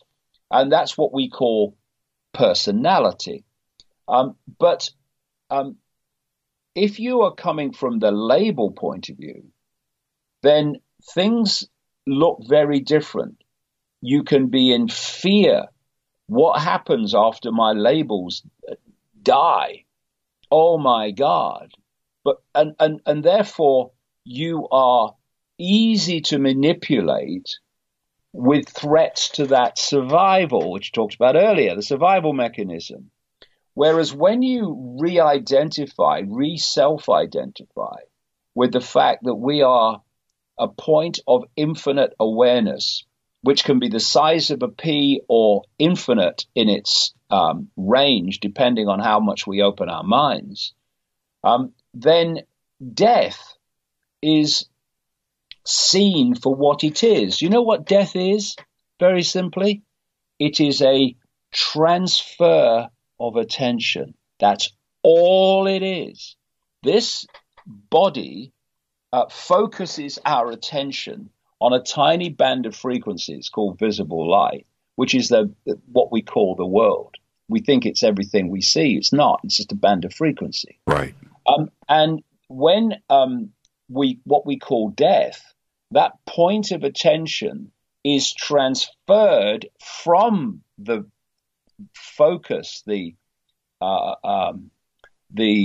myopia of the body, to become what it is, which is expanded awareness, an expression of all that is, has been, and ever can be.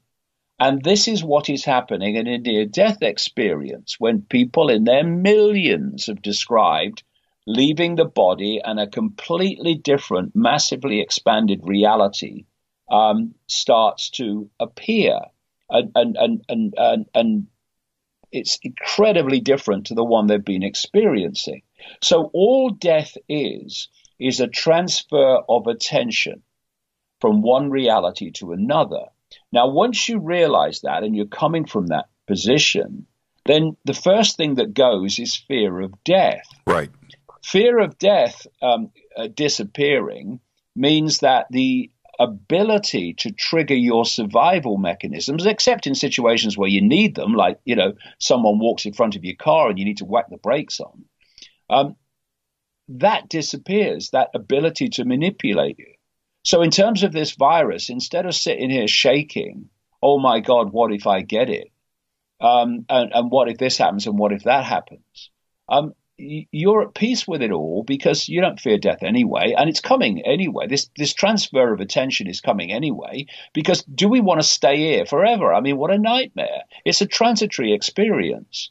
And what they manipulators want to do, and have done very, very well, is to manipulate us into a perception that we are our labels, because from that we have a myopic vision of our own possibility. We just, transitory labels, and we're going to die. And some people, many people think we just disappear and cease to exist. The body dies, but the consciousness doesn't. Consciousness can't. So it's a completely different way of looking at the world. And what then happens,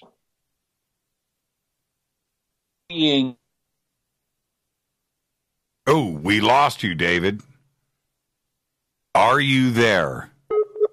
See, when you're coming from, if you like, the heart, when you're coming from this perception of expanded awareness, the true self, then consequences take on a completely different perception, because you know that this is just a transitory experience, and there'll be another one along in a minute. And so you come from the point of view that I am going to do what I know to be right. And what stops people overwhelmingly doing that in so many situations is, what are the consequences for me of doing what I believe to be right? And that is something that, the process goes, and it's, I better not do it because of the consequences. This is how 8 billion people, nearly, can be controlled by a handful, because the billions fear the consequences of taking on the few via the system which the few run. What will happen? Will I be arrested? Will this happen? Will that happen? Well, I have news for people. if they think it's bad now, they should imagine what it's going to be like in 6 months, a year, 10 years, 20 years, what it's going to be like for our children and grandchildren. And that might concentrate their minds to put aside fear of consequences, right, and do what is necessary to bring this about.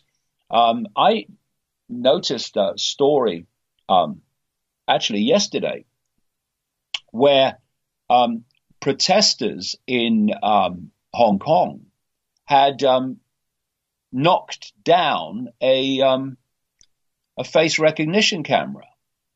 Now, you see, the thing is, I'm not telling people what they should do. I'm looking at consequences and how they affect people.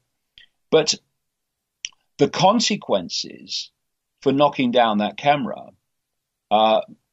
might be ABC.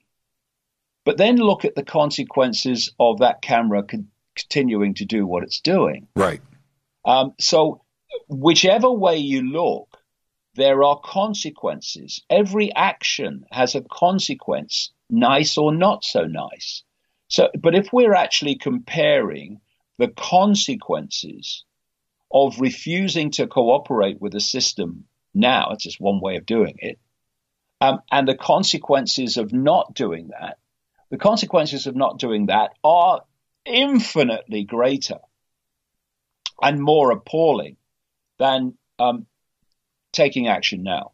Let me ask you this before we wrap tonight. I think this is a very important point that we need to discuss, which is this an example of entropy playing out by its purest definition, where we were organized and lined up 100,000 years ago, right? Everything was simple. We moved into this technologically advanced society that we can't control. That includes not only the logistics and feeding of the people and stuff, but also the phone systems and cell phones and computers and the internet and Wall Street. This complicated world that it was destined to collapse and come unglued at some point, and we needed a hard reset to get order out of chaos. Is that what we are seeing play out here, where this is entropy and this is the way the universe works? Well, in a kind of way, I would say where I'm coming from in terms of that. Where we are with regard to that scenario is at the point of choice. See, life is about choices. This is what freedom is, you know. Freedom is the freedom to make choices. Right. The fewer choices you can make, the less freedom you have. And what we're looking at as freedom disappears, what is disappearing? The ability to make choices. What is going to disappear even more as a result of this coronavirus response, not the virus itself, the response, more and more people are going to have fewer and fewer choices. Point of choice. Right. What we can do is we can choose to say we're not having it anymore and do what is necessary to bring that about. And the first thing we can start with is 5G. That must cease to operate. Otherwise, it's going to be devastating for people in terms of manipulation of their perceptions. So people must then make their own decisions. What do I have to do to contribute to the end of 5G? But if we go back to the bigger picture and we go back to this non-human force and we go through this sequence of history that you've just described, we have been taken through a process of perceptual manipulation that has given us more and more cleverness and often, overwhelmingly, less and less wisdom. Bingo. So it is very clever to create an atomic weapon. It is not wise to do so. This is the difference. Right. So what's happened is we've been developed systematically to become clever at creating our own technological prison. You see, if you had given a computer, because in this clever enough right to build up our own. Can you hear me? Yeah, I think the NSA night shift is now coming in, and they're having shift change.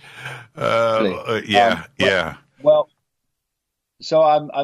Can you hear me now? Yeah, I've got you. Okay, so back. Okay. Well, let me just let me just have another go. Yes. You were talking about. There's another way of looking at it, which is we've been brought along to develop into the ability, as we have now, to build our own technological prison, but without the expanded perception and wisdom to see that we're doing that. So this technology that is now cutting edge, this smart technology in the human realm, was known about and had the ability to be known about when this other in this other realm of this non-human force, when humans were knocking rocks together, right? So it's been a matter of developing the human psyche to the point where we can build this technological prison for ourselves without realizing it. If you'd have given a computer or a smartphone to Stone Age people, what would they have done? They wouldn't have been able to use it. They wouldn't have known anything about it. They wouldn't have been able to build it for a start. So what you do is you take your target population and you develop them psychologically to the point where they can build that prison, but they don't have the wisdom and the expanded consciousness to see that's what they're doing. And that's where we are now. And so this entropy that you talked about actually is being systematically manipulated to reach the point where the human psyche can be connected to AI. And although, you've got this core of this cult that's driving this, there's vast numbers of people in Silicon Valley and other technological centers of the world who are not connected to this cult in any way, shape, or form, but they're building this stuff and helping to develop this stuff. And so we are at this point of choice.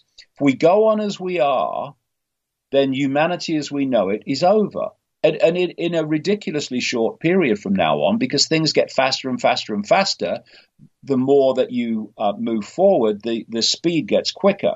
Or we can say, hold on a minute, there's nearly 8 billion of us, there's a handful of them, what the hell are we doing? Right. We're not going to do this anymore. And fundamental to that, Jimmy, is putting aside these ludicrous fault lines of division, divide and rule, fundamentally important when the few are controlling the many, of race, of religion, of sexuality, of income bracket. Put them aside. We're all in the gun sights of this thing.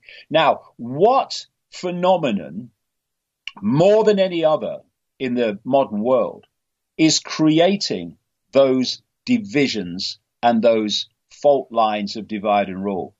The woke mentality is doing it. Everything is sexism. Everything is racism. They are driving people apart. They're driving the old from the young. They want rid of old people. It is true. There's no fool like an old fool. Because if you've lived 70 years and learned nothing, then there's no fool like an old fool. But vast numbers of old people, I'm 68 myself coming up. Vast numbers of old people have the wisdom of experience, and they can see through things that many young people can't because they've not had the same experience yet. And so they want to divide the young from the old to stop that experience, that perceptual point of seeing the world from being shared. So the climate cult is demonizing old people. The world's in trouble because of you. This coronavirus is overwhelmingly targeting old people. And you see this constant theme of demonizing old people. And it's because they want to isolate the young from the experience of the old, so it can't be passed on. And what they want to do is isolate the young, because they are going to be the adults in the world when this is supposed to be full blown after 2030. In fact, I say after 2030, it's moving more and more in an extreme way by the minute. I mean, 2030 is just a number for a period. It's actually happening now. Right. And as we wind down here, a couple of things I got to get out. Number one, our trip, as you know, I was going over with Rita to Manchester to host a conference, which has now been canceled. I was looking forward to not only visiting the United Kingdom, but, fish and chips and Mary Poppins and Stonehenge and everything else, Avebury, the things that I wanted to go and do. All that stopped. When are we going to see you again over here now that all of this has been shut down? Did you have plans to come back to the United States and speak to us? Which is all about solutions. There's just one chapter to finish, and that's about the pandemic. So I'm leaving that for as long as possible. So that's going to be coming out in a short few months. It couldn't come out at a better time, that's for sure, given the content. And then I'm supposed to be speaking around Europe going up to Christmas this year. And what we're talking about now is coming to America next year in lots of places, Arizona, California, lots and lots of places. And so unless some other situation gets in the way, that's what I'll be doing. All right, we'll look forward to it. And again, give our best to Gareth and Jamie and the family. I want you to stay safe over there. And I can't wait. David, you're going to be back on with us, no doubt, in a month, because we need to circle back and see where we are at. And I look forward to that conversation, and hopefully the sun is going to be a little bit brighter in 30 days. David Icke, thank you so much. Thanks. We live forever. We're eternal consciousness. That's as bad as it gets. And that'll be our next show. I'll talk to you. Thank you, David. Be safe out there. Cheers, Jimmy. Absolutely. Bye.